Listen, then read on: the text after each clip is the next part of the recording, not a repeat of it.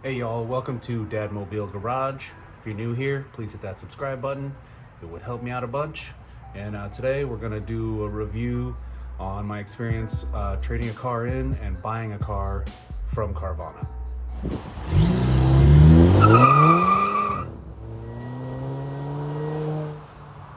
So today I'm gonna run through my full experience trading my car in and buying this 2011 GT500 and how it went for me and my overall satisfaction with the experience. Firstly, the reason I chose Carvana is probably like most people. I just hate going to a dealership. I don't like dealing with salespeople. I'm not a haggler, so I'm not going to get myself a better price. I'm just going to pick the price that's out there. And sure, I probably lose some money in the process. Excuse me. It is what it is. Because of those reasons, I was mainly looking at Carvana and CarMax, but I ended up going with Carvana largely because I was looking for a specific car and they had the most of them between the two. And they had one that was in Austin and was a zero shipping fee for me, which was great because the one that Carvana had that I liked had like a $2,000 shipping fee. I even went with a color that was like my third choice in color, fourth choice in color, all white, because I just wanted to get one that was low miles and close to me so that I didn't have to pay a shipping fee. The online process, once I decided I was going to buy this car, was super easy. I just reserved this car and then I added trade-in with my 2016 Passat. It asked me for the VIN number and the mileage. It asked me about modifications, and I was honest that it was modified. It asked me about dents and dings. I even said that I had a little bit of hail damage. And that there was some clunking from the front end suspension, and they gave me $6,000 for a trade-in on my 2016 Passat S with like 66,000 miles on it. Once I had this reserved and I had a trade-in amount from Carvana on the Passat, I did a soft pull of my credit with them, and they said rates as low as 9.9%. At that point, I went to my local credit union and to see what they would give. I got 7.25% from the local credit union, and CarMax offered 8.9% or something like that on a similar car.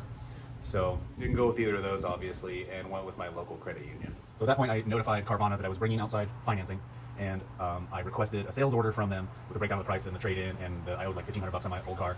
And I got that document downloaded from Carvana, and I sent that to the credit union, and then they finished their paperwork and gave me an approved rate of 7.25%. Once I got the sales order and sent it to the credit union, they fully approved and funded a loan for me, and then I sent that documentation back to Carvana, and they finalized my order and changed my insurance to the new car and provide that proof to Carvana.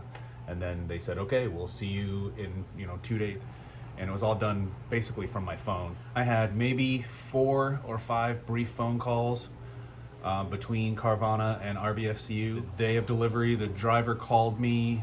They said they would be between 11 and 2 p.m. And they were, I don't know, 10 minutes late or something like that. I don't care. But she was texting me and saying, can you please fill out this title transfer form on the DMV website. I did that. I screenshotted and sent her a picture. And then they showed up with this very clean car on their little Carvana truck. So to break this down, I reserved the car on the 13th. I had financing finalized on the 14th.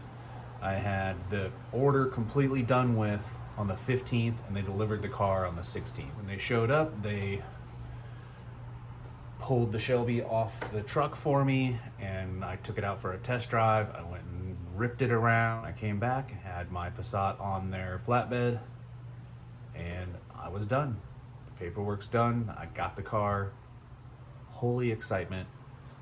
I mean, I wanted a fun car, so that's what I got. As for the condition of the car, they only had noted 2 signs of wear or anything. They had a picture of the driver's side seat, with wrinkles over the leather edge from people scooting in and out of it, which is to be expected. And they had one little ding on the hood noted, and I was surprised that that's all I really found on the car. A little bit of marks on the inside from, scratches, people's keys touching stuff or whatever, but the car is in fantastic condition.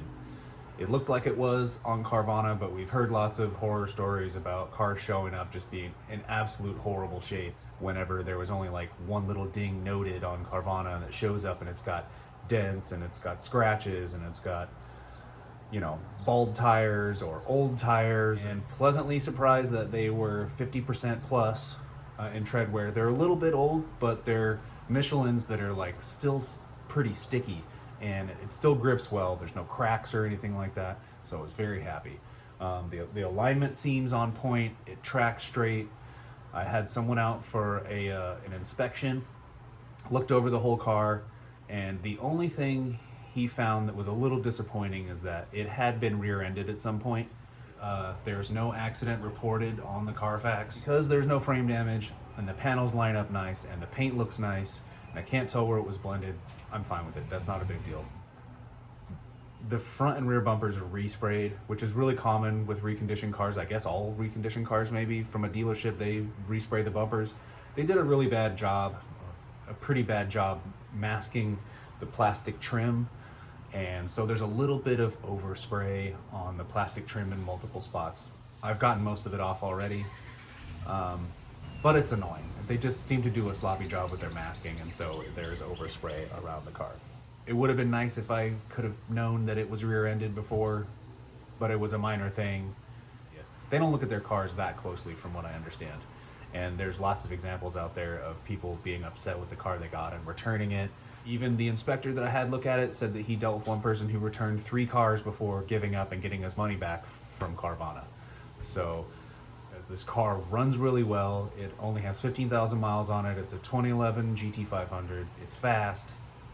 The inside's in good condition. The paint's all in good condition. There's no leaks from the transmission or differential. The fluids all look good. The tires look good. The brakes are still at 50-ish%.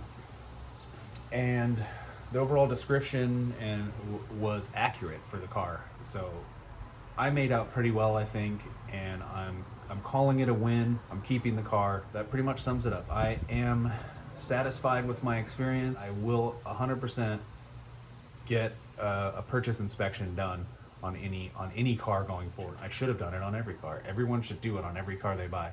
I'm very happy. I have myself my very first performance car, fast car, cool car, whatever you want to call it. And I will consider using Carvana again, but I will be careful based on the things I've learned reading online and watching other people's videos. And I suggest you do the same. You be careful. Be careful out there. It's hard out there for a pimp.